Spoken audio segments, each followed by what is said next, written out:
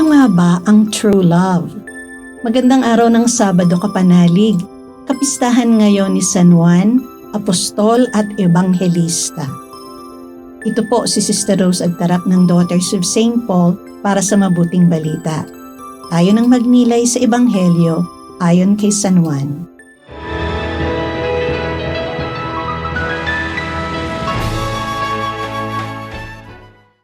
Patakbong pumunta kay Simon Pedro at sa isa pang alagad na mahal ni Jesus, si Maria Magdalena. Sinabi niya sa kanila, "May kumuha sa Panginoon mula sa libingan at hindi namin alam kung saan nila siya inilagay." Kaya lumabas si Pedro at ang isa pang alagad at pumunta sa libingan. Sabay na tumakbo ang dalawa.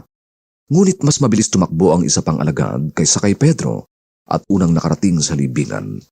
Pagkayukod niya nakita niyang naroroon ng mga telang lino, ngunit hindi siya pumasok.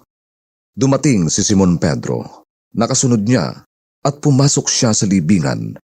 Nakita niya na nakalatag ang mga telang lino at ang panyo namang nakatalukbong sa ulunan niya ay di nakalatag gaya ng mga telang lino, kundi nakalulun sa mismong lugar nito.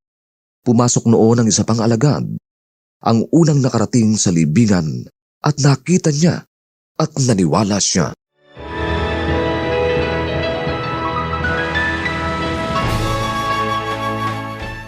Nakita niya ito at siya'y naniwala. Makailang beses na sinabi ng Panginoong Hesus sa kanyang maalagad ang nalalapit niyang paghihirap at kamatayan sa krus at ang kanyang muling pagkabuhay makalipas ang 3 araw. Nabalot silang lahat ng matinding lungkot at uminog lamang ang kanilang isip sa napipintong kamatayan ng Panginoon.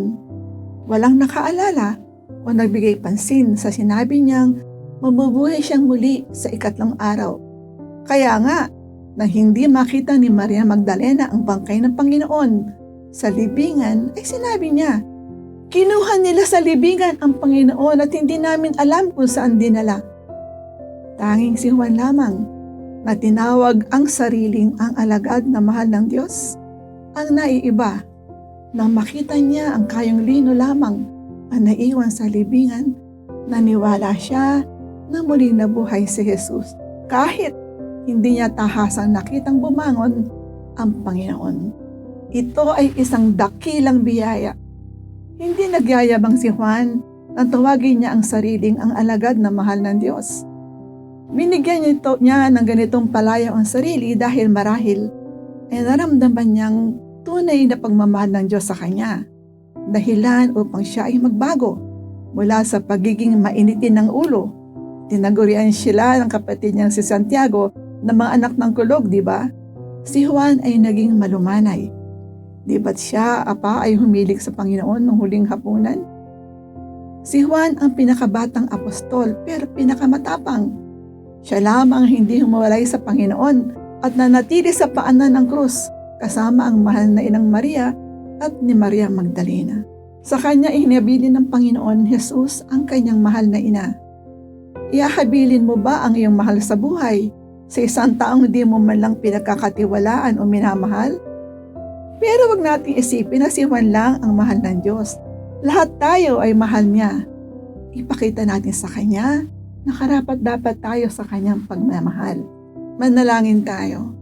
Panginoon, tulungan mo po kaming mahalin ang aming kapwa tulad ng pagmamahal namin sa aming sarili upang kahit papaano ay maibsan ang kasakiman, pagkamasarili at kabuktutang umiinog sa aming lipunan.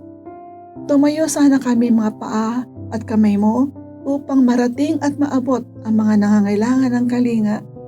Amen. Mga kapanalig, maraming salamat po sa inyong suporta sa aming misyon, lalo na sa mga donors at sponsors ng Mabuting Balita.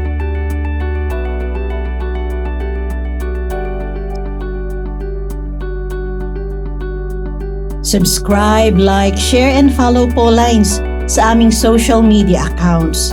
At patuloy kaming humihingi ng inyong tulong upang maipagpatuloy ang programang ito.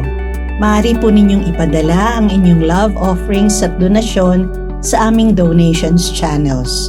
Makakaasa kayo na kasamang lagi ang inyong mga intensyon at kahilingan sa aming panalangin araw-araw. Ito pong muli si Sister Rose na nag-aanyaya sa inyong manalangin. Banal na sanggol, pinawi mo ang kadiliman sa sanlibutan noong dumating ang iyong liwanag sa aming buhay. Pasinagin mo sa amin ang iyong paglingap upang makapamuhay kami bilang mga kapatid mo, ngayon at kailanman. Amen. We are here to provide a new way of communicating and proclaiming the gospel.